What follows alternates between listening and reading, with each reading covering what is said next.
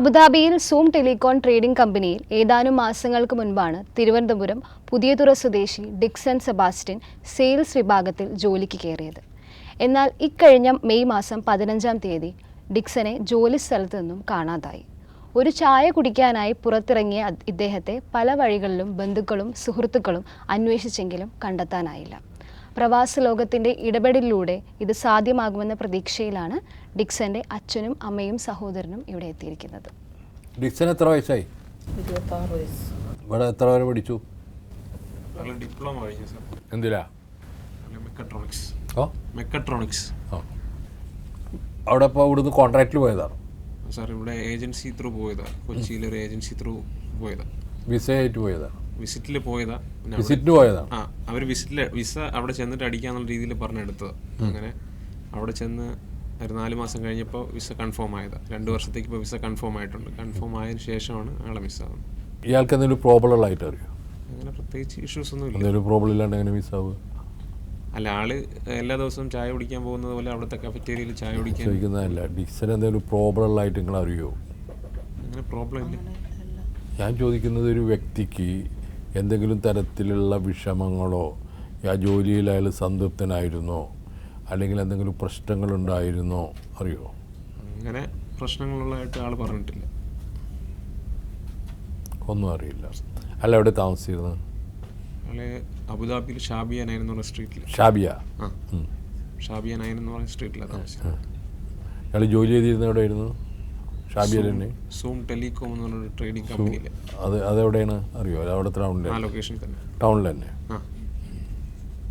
അതായത് അത്ര വലിയൊരു ഇതല്ല അപ്പോൾ ടൗൺ എന്ന് പറയുന്നത്. നിങ്ങൾ ഇതാരോ പരാതിപ്പെട്ടോ ആരോടെങ്കിലും?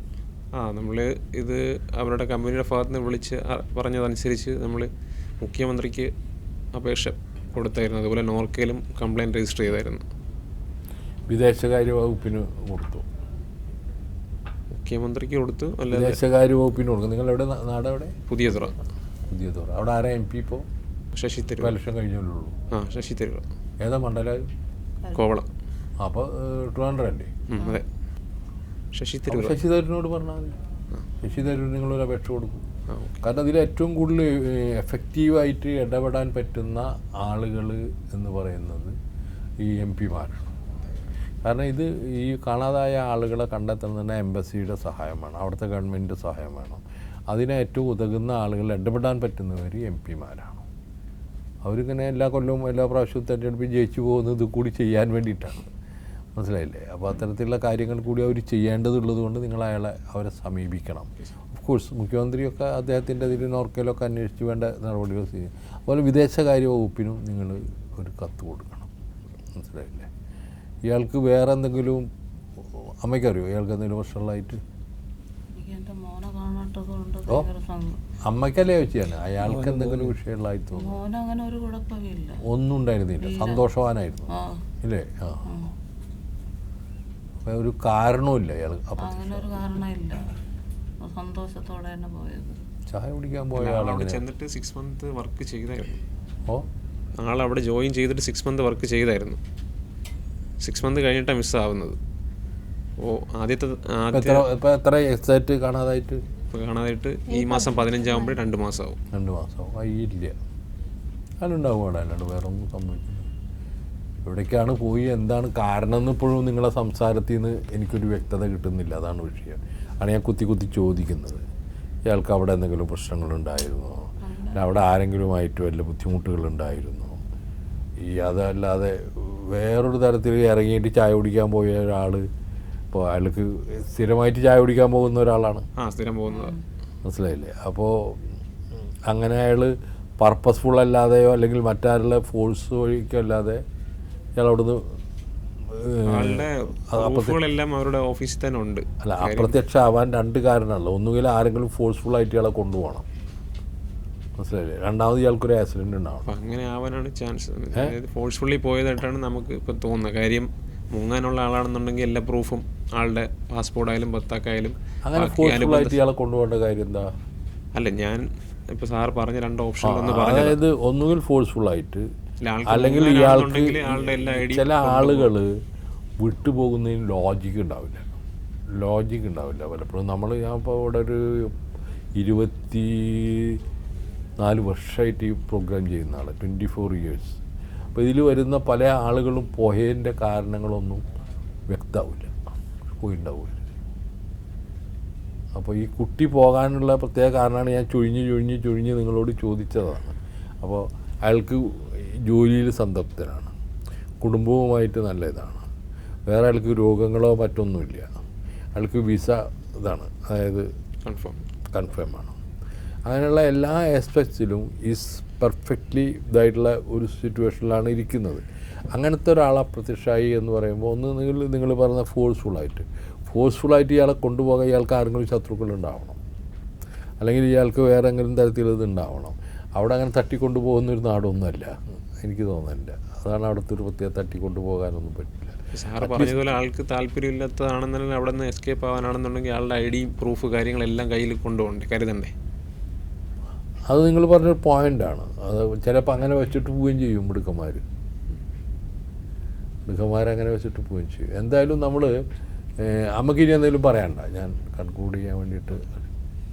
എത്രയും പെട്ടെന്ന് മോനെ കണ്ടെത്തി തരണതാണ് ഏറ്റവും നല്ലത്. ഭർത്താവെങ്കിൽ സുഖമില്ലാതെ ഒരു 10 വർഷം കൊണ്ട് സുഖമില്ലാതെ ആശുപത്രിയും വീടുമായിട്ടാണ് ഇരിക്കുന്നത്. അതിനുശേഷമാണ് ഒരു വരുമാനം മുട്ടിയിട്ട് ഞാൻ മീൻ വാങ്ങിച്ചിട്ട് ചന്തയിൽ പോണത്, അല്ലാതെ വേറെ വരുമാനം. ഇത് മകൻ, ഇയാള് പ്രൈവറ്റ് ബാങ്കിൽ ഫൈനാൻസിൽ വർക്ക് ചെയ്യുക. എന്തായിരുന്നു ജോലി? കടലിൽ പോകും. കടലിൽ പോകും. മീൻ ഇപ്പോൾ പോണില്ല. ഇല്ല, ഇപ്പൊ പോണില്ല. 10 വർഷത്തിൽ കൂടുതലായി. റെസ്പിറേറ്ററി പ്രോബ്ലം ഉണ്ട്. വീട്ടിൽ കുറെ കടമൊക്കെ ഉണ്ട്. അങ്ങനെയാണ് 3 പേരായിട്ട് ആലോചിച്ചിട്ട്. എത്ര മക്കളാ? 3 പേരുണ്ട്. ഇയാളും പോയാളും പിന്നെ ഒരാളുണ്ട്. അത് ആൺകുട്ടി തന്നെ? 3 ആൺകുട്ടികളാണ്. അങ്ങനെ എന്തെങ്കിലും വീടെടുത്തതിൽ കടമുണ്ട്, അങ്ങനെ എന്തെങ്കിലും ഒക്കെ വീടും അതിനെ പറ്റി ഭയപ്പെടേണ്ടയില്ല, ഒക്കെ വീടും കേട്ടോ. ഒക്കെ ഇവരൊക്കെ വലുതാവുമല്ലേ? ഏതുവരെ പഠിച്ച്? ഞാൻ BA കഴിഞ്ഞത്. നോക്കാം. കല്യാണം കഴിഞ്ഞ് മൂത്ത മോന്. ഇയാളെ കഴിഞ്ഞു. അബുദാബിയിലെ പ്രവാസലോകം പ്രവർത്തകരോടും പ്രേക്ഷകരോടുള്ള ഒരു അഭ്യർത്ഥനയാണ്. അബുദാബിയിൽ നിന്ന് വളരെ കുറവ് ആളുകളെയാണ് കാണാതായിട്ട് നമ്മുടെ മുന്നിലെത്തിയിട്ടുള്ളൂ. ഇത്തരത്തിലുള്ളൊരു കേസ് ആദ്യമാണ്. ചില അപൂർവങ്ങളായ കേസുകൾ അബുദാബിയിൽ നിന്ന് വന്നിട്ടുണ്ട് ഇതുപോലത്തെ തന്നെ. പക്ഷേ അതൊന്നും റിക്കലക്ട് ചെയ്യാൻ എനിക്ക് ഇതില്ല. പക്ഷെ ഇത് എനിക്ക് ഓർമ്മ ഉണ്ട്, അങ്ങനെ ഇതേപോലത്തെ സാഹചര്യത്തിൽ ഒരാൾ കാണാതായത്. ഡിക്സൺ എവിടെയാണെന്ന് യാതൊരു നിശ്ചയമില്ല. ഡിക്സൺ എന്തിന് മറഞ്ഞുപോയി എന്നോ. ഡിക്സൻ്റെ ഫോൺ കൊണ്ടുപോയിരുന്നോ? ഫോൺ കയ്യിലുണ്ടായിരുന്നല്ലോ ഡിക്സനെ എങ്ങനെയെങ്കിലും ആരെങ്കിലും കരുതി കൂട്ടി തട്ടിക്കൊണ്ടുപോയതാണോ, അതോ ഡിക്സൺ സ്വയം അപ്രത്യക്ഷമായതാണോ? ഇതൊന്നും തന്നെ കൃത്യമായിട്ടുള്ളൊരു നിഗമനത്തിലെത്താൻ ഞങ്ങൾക്ക് കഴിയുന്നില്ല എന്നുള്ളതാണ് സത്യം. ഇത് വളരെ യാദൃച്ഛികയും അതുപോലെ തന്നെ നമ്മൾക്ക് ഒരു കാരണമില്ലാത്ത അപ്രത്യക്ഷമാവലായിട്ടാണ് നമുക്കൊക്കെ തോന്നുന്നത്. ഡിക്സൺ എന്തെങ്കിലും വിഷയം ഉണ്ടെങ്കിൽ അത് വീട്ടിലേക്ക് വിളിച്ചറിയിക്കലായിരുന്നു യുക്തി എന്നാണ് എനിക്ക് തോന്നുന്നത്. അതായിരുന്നു ബുദ്ധി. ഈ ഏറ്റവും ദീർഘകാലം കഷ്ടപ്പെട്ട കുടുംബത്തെ ഇത്തരത്തിലുള്ള ഒരു അനിശ്ചിതത്തിലേക്കും അതുപോലെ തന്നെ സങ്കടത്തിലേക്കും വലിച്ചെറിയുന്നത് എത്ര കണ്ട് ബുദ്ധിപൂർവമാണ് ഡിക്സൺ. എൻ്റെ അഭിപ്രായത്തിൽ എവിടെയാണെങ്കിലും നിങ്ങൾ വീട്ടിലേക്ക് ഒരു ഫോൺ ചെയ്യണതിന് എന്താ കുഴപ്പം? ഡിക്സൺ കുഴപ്പം? ഒരു പ്രശ്നമില്ല. നിങ്ങൾക്കൊരു ഫോൺ ചെയ്തിട്ട് ഞാൻ ഇവിടെ ഉണ്ട് എന്ന് പറയാൻ. നിങ്ങൾ ഒന്നാമത് അവിടെ ഇങ്ങനെ ആളുകളെ തട്ടിക്കൊണ്ടുപോകാൻ പറ്റുന്ന ഒരു സ്ഥിതിയൊന്നുമുള്ളതല്ല നമ്മളെ നാട് പോലൊന്നും. അവിടെയൊക്കെ വളരെ കർക്കശമായിട്ടുള്ള നിലപാടുകളുള്ള ആളുകളാണ്. അത്തരത്തിലുള്ള ആളുകൾ പോയാൽ തന്നെ അപ്പം തന്നെ അവർ പിടിക്കും. എന്തായാലും നിങ്ങൾ അടിയന്തരമായിട്ട് പ്രത്യക്ഷപ്പെടണം എന്നാണ് എനിക്ക് അഭ്യർത്ഥിക്കാനുള്ളത്. ഡിക്സൺ എവിടെയുണ്ട്? ഡിക്സൺ വന്നേ പറ്റുള്ളൂ, യാതൊരു സംശയവുമില്ല. ഡിക്സൺ വന്ന് കുടുംബത്തിന് ഫോൺ ചെയ്ത് നാട്ടിലേക്ക് വരണം. എന്ത് പ്രശ്നങ്ങളും നമുക്ക് പരിഹരിക്കാം, ഒരു പ്രശ്നവുമില്ല. ആ കമ്പനിയായിട്ടോ അല്ലെങ്കിൽ നിങ്ങളുടെ ചുറ്റുപാടുള്ള ആളുകളുമായിട്ടോ ഏതെങ്കിലും തരത്തിലുള്ള മാനസികമായ പ്രശ്നങ്ങളുണ്ടെങ്കിൽ നമുക്ക് പരിഹരിക്കാവുന്നതാണ്. അത് യാതൊരു സംശയമില്ലാതെ നിങ്ങൾക്ക് ഞാൻ ഉറപ്പ് തരുന്നു ഇവിടെ വെച്ചിട്ട്. പക്ഷേ നിങ്ങൾ എന്തിനു പോയി എന്നുള്ളത് ഇന്നും അവ്യക്തമായിട്ടുള്ള ഒരു കാര്യമാണ് ഡിക്സൺ. അതുകൊണ്ട് അത് മാത്രമല്ല, പ്രവാസി സുഹൃത്തുക്കൾ അദ്ദേഹത്തിൻ്റെ ഫോട്ടോ ഞങ്ങൾ പ്രസിദ്ധീകരിക്കുന്നുണ്ട്. അദ്ദേഹത്തെ എവിടെയെങ്കിലും വെച്ചിട്ട് അബുദാബിയുടെ ഏതെങ്കിലും പ്രാന്തപ്രദേശങ്ങളിൽ വെച്ചോ ടൗണിൻ്റെ ഉള്ളിലോ വെച്ച് കണ്ടുമുട്ടിയാൽ അടിയന്തരമായിട്ട് ഞങ്ങളുടെ നമ്പറിലേക്ക് വിളിക്കണം. ഞങ്ങളെ പ്രതിനിധികളുണ്ട് അവിടെ, അവരെ അറിയിക്കണം. അവിടെ ഒട്ടേറെ പൊതുപ്രവർത്തകരുള്ളൊരു നാടാണ് മലയാളികളായിട്ടുള്ള. അപ്പോൾ അവരൊക്കെ ഇതിൽ ശ്രദ്ധിക്കണം എന്നാണ് എനിക്ക് പറയാനുള്ളത്. നിരവധി പ്രഗത്ഭരായിട്ടുള്ള പ്രവാസി സുഹൃത്തുക്കൾ അവിടെ ജോലി ചെയ്യുന്നുണ്ട്, അവിടെ പ്രവർത്തിക്കുന്നുണ്ട്. അതുപോലെ ഈ മനുഷ്യാവകാശത്തിന് വേണ്ടി നിലകൊള്ളുന്നവരുണ്ട്. അവരോടൊക്കെ എനിക്ക് പറയാനുള്ളത്, ഈ ഡിക്സനെ കണ്ടാൽ കഴിയുന്നതും വേഗം നിങ്ങൾ നാട്ടിലേക്ക് കൊണ്ടുവരാനുള്ള പരിശ്രമങ്ങളിൽ ഏർപ്പെടണം. ഞങ്ങളെ സഹായിക്കണം, ഈ കുടുംബത്തെ ആശ്വസിപ്പിക്കണം എന്നാണ് അഭ്യർത്ഥിക്കാനുള്ളത്.